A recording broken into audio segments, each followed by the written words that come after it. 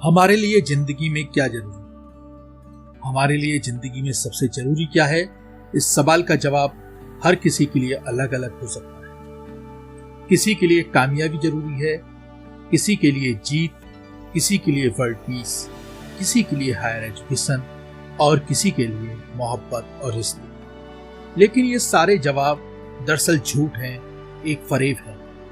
हम इन चीजों को जरूरी इसलिए समझते हैं क्योंकि हमारी सबसे बुनियादी जरूरत पूरी हो चुकी है और उस जरूरत की तरफ हमारा ध्यान ही नहीं जाता।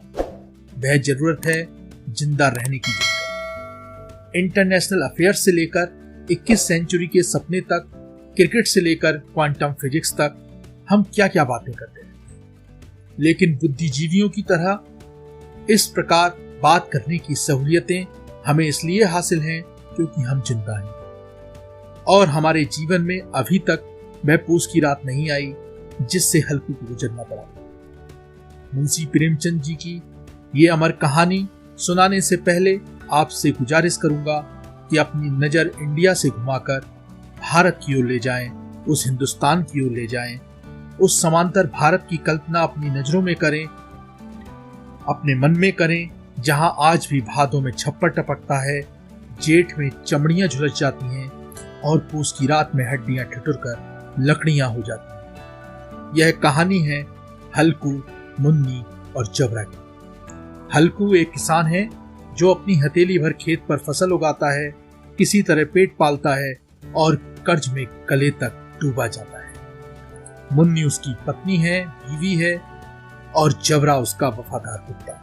तो आइए सुनते हैं कहानी पूस की रात की, हल्कू की और उस हर किसान की जो उस पूस की रात में ठिठुरता है, जिसके लिए जीना भी एक सपना है। हल्कू ने आकर स्त्री से कहा, सहना आया है, लाओ जो रुपए रखे हैं उसे दे दूं। किसी तरह गला तो छूटे।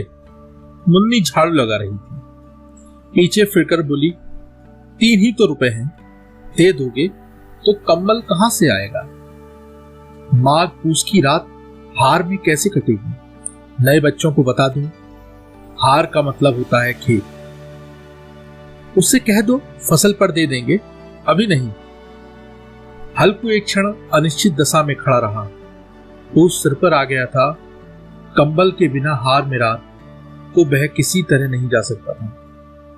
मगर सहना मानेगा नहीं, भुड़कियां जमावेगा, गालियां देगा। बला से जाड़ों में मरेंगे, बला तो सर से टल जाएगी। यह सोचता हुआ वह अपनी भारी भरकम ढील लिए हुए, जो उसके नाम को झूठ सिद्ध करता था क्योंकि नाम था हल्कू, स्त्री के समीप आ गया और खुशामद करके बोला, ला दे दे, गला तो छूटे, कंबल के लिए कोई दूसरा उपाय सोचूंगा। मुन्नी उसके पास से दूर हट गई और आंखें तरेड़ती हुई बोली, कर चुके दूसरा उपाय, जरा सुनू तो, कौन सा उपाय कर लोगे? कोई खैरात दे देगा कंबल, ना जाने कितनी बाकी है जो किसी तरह चुकने ही नहीं आती। मैं कहती हूं तुम क्यों नहीं खेती छोड़ देते, मर मर कर काम करो, उपज हो तो बाकी को दे दो। चलो छुट्टी हुई, बाकी चुकाने के लिए ही तो हमारा जन्म हुआ है। पेट के लिए मंजूरी करो, ऐसी खेत से बाज आए, मैं रुपए ना दूंगी, ना दूंगी। हल्कू उदास होकर बोला, तो क्या गाली खाऊं? मुन्नी तड़प कर कहा, गाली क्यों देगा, क्या उसका राज है? मगर यह कहने के साथ ही उसकी तनी बाहों ढीली हो गई। हल्कू के उस वाक्य में जो कठोर सत्य था, मैं मानो एक भीषण जंतु की भांति उसे घूर रहा था। उसने जाकर आले पर से रुपए निकाले और लाकर हल्कू के हाथ पर रख दिए। फिर बोली, तुम छोड़ दो अपनी से खेती, मजूरी में सुख से एक रोटी तो खाने को मिलेगी, किसी की धौंस तो ना रहेगी। अच्छी खेती है, मजूरी करके लाओ, वह भी उसे झोंक दो, उस पर भी धौंस। हल्कू ने रुपए लिए और इस तरह बाहर चला मानो अपने हृदय से निकाल कर देने जा रहा। उसने मजूरी का एक एक पैसा काट कपट कर 3 रुपए कंबल के लिए जमा किए थे। वह आज निकले जा रहे थे, एक एक पग के साथ उसका मस्तक अपनी दीनता के भार से दबा जा रहा। पूस की रात, आकाश पर तारे फिर ठिठुरते हुए मालूम होते थे हल्कू अपने खेत के किनारे उख के पत्तों के एक छतरी के नीचे पास के खटोले पर अपनी पुरानी गाड़े की चादर ओढ़े कांप रहा। खाट के नीचे उसका संगी कुत्ता जबरा पेट में मुंह डाले सर्दी से कूकू कर रहा। दोनों में से किसी एक को भी नींद ना आती। हल्कू ने घुटनियों को गर्दन से चिपकाते हुए, क्यों जबरा, जाड़ा लगता है? कहता तो था घर में पुआल पे लेटा रहे।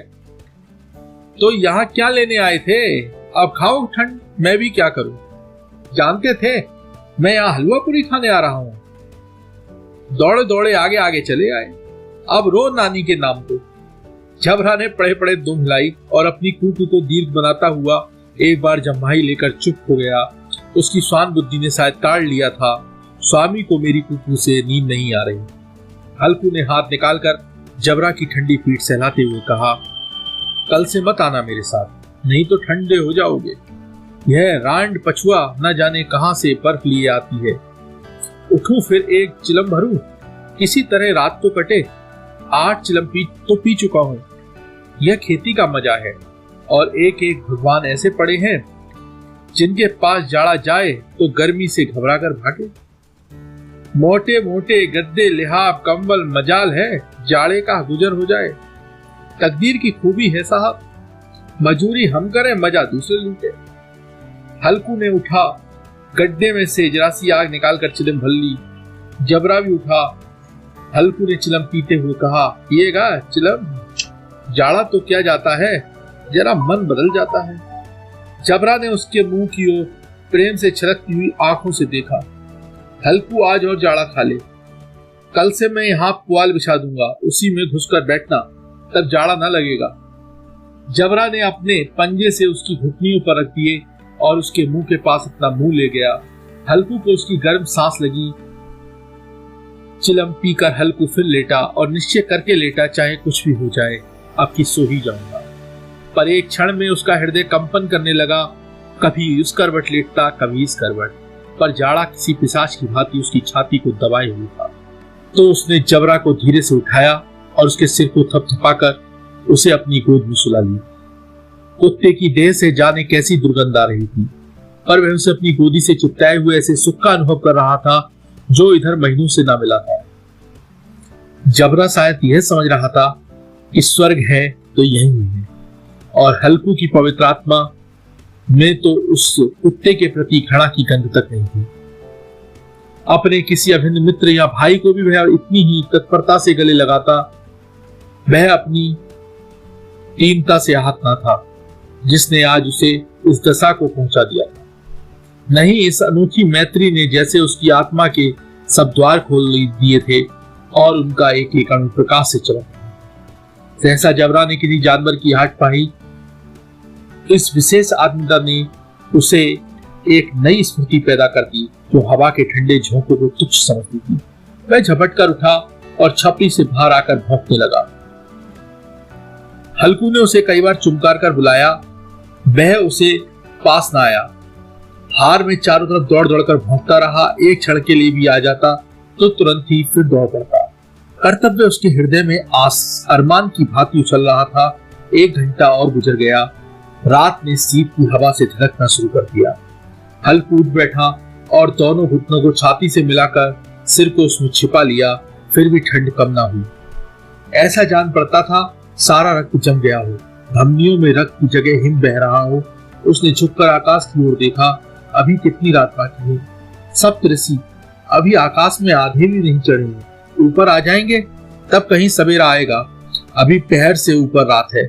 हल्कू के खेत में से कोई एक गोली टप्पे के आमों का बाग था। पतझड़ शुरू हो गई थी।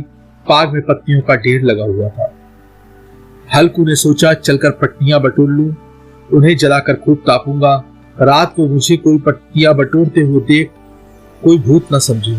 कौन जाने कोई जानवर भी छिपा बैठा हो। मगर अब तो बैठे नहीं रहा जाता। उसने पास के अरहर के खेत में जाकर कई पौधे उखाड़ लिए और उनका एक झाड़ू बनाकर हाथ से सुधारता हुआ उपला लिए बगीचे की तरफ चला। जबरा ने उसे आते देखा तो पास आया और दुम हिलाने लगा। हल्कू ने कहा, अब तो नहीं रहा जाता जबरू, चलो बगीचे में पत्तियां बटोर कर टापें। ठाटे हो जाएंगे तो फिर आकर सोएंगे, अभी तो बहुत रात है। जबरा ने कूकू करके सहमति प्रकट की। आगे बगीचे की ओर चला। बगीचे में खूब अंधेरा हुआ था। अंधकार में निर्दय पवन पत्तियों को कुचलता हुआ चला जाता था। वृक्षों की ओस की बूंदें टप टप नीचे टपक रही थी। एकाएक एक झोंका मेहंदी के फूलों की खुशबू को लिए हुए आया। हल्कू ने उन्हें कहा, कैसी अच्छी महक आई जबरू, तुम्हारी नाक में भी तो सुगंध आ रही है। जबरा को कहीं से जमीन पर एक हड्डी पड़ी मिली, उसे चिचोड़ रहा था। हल्कू ने आगे जमीन पर रख दी और पत्तियां बटोरने लगा। जरा देर में पत्तियों का ढेर लग गया। हाथ ठिठुर जाते थे, नाव नंगे पांव गले आ जाते थे और वह पत्तियों का पहाड़ खड़ा कर रहा था। इसी अलाव में ठंड जलाकर भस्म कर देगा। थोड़ी देर में अलाव जल उठा। उसकी लौ ऊपर वाले वृक्ष की पत्तियों को छू छू कर भागने लगी। उस अस्थिर प्रकाश में बगीचे के विशाल वृक्ष ऐसे मालूम होते थे मानो उस अथाह अंधकार को अपने सिरों पर संभाले हुए। अंधकार के उस अनंत सागर में यह प्रकाश एक नौका के समान हिलता मचलता हुआ जागता था। हल्कू अलाव के सामने बैठा आग ताप रहा था। एक क्षण में उसने दोहर उतार कर बगल में दबा ली। दोनों पांव फैला लिए मानो ठंड को ललकार रहा हो। तेरे जी में आए सोकर ठंड की असीम शक्ति पर विजय पाकर वह विजय गर्व को हृदय में छिपा ना सकता था।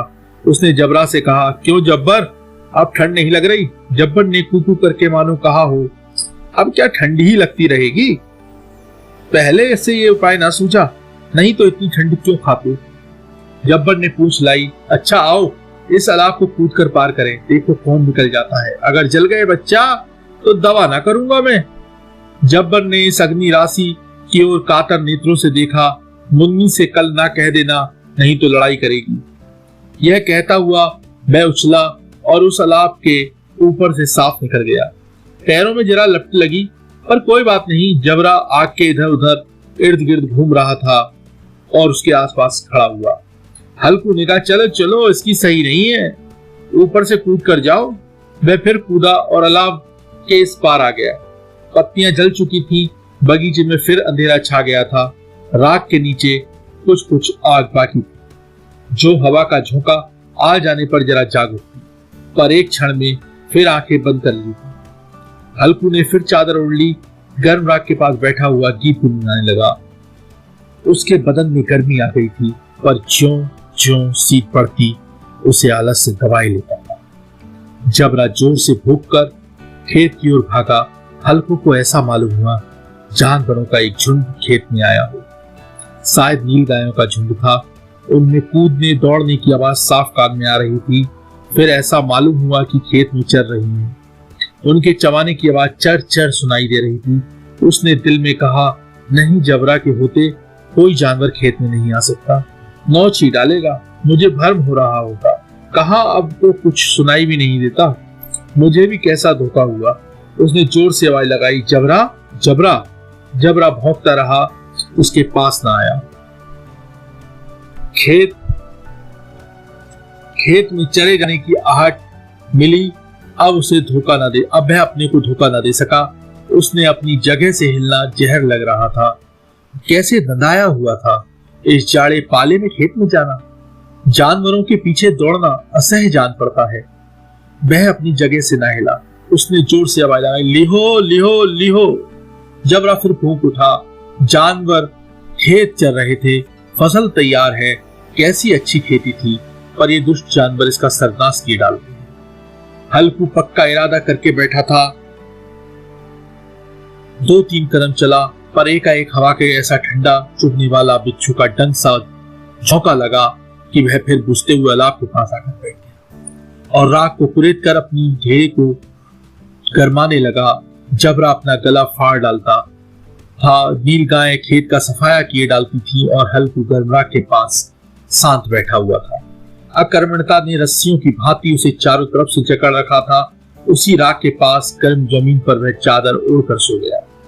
सवेरे जब उसकी नींद खुली तब चारों तरफ धूप फैल गई थी और मुन्नी कह रही थी, क्या आज सोते ही रहोगे? तुम यहाँ आकर रम गए। उधर सारा खेत चौपट हो गया।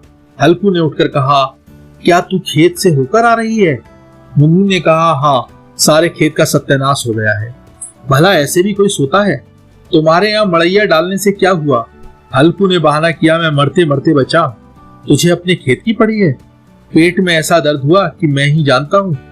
दोनों फिर खेत की डांट पर आए और देखा सारा खेत रौंदा पड़ा हुआ है। जबरा मड़ैया के नीचे चित लेटा है, मानो प्राण ही न हो। दोनों खेत की दशा देख रहे थे। मम्मी के मुंह से उदासी छाई थी, पर हल्कू प्रसन्न था। मम्मी ने चिंतित होकर कहा, अब मजूरी करके माल गुजारी करनी पड़ेगी।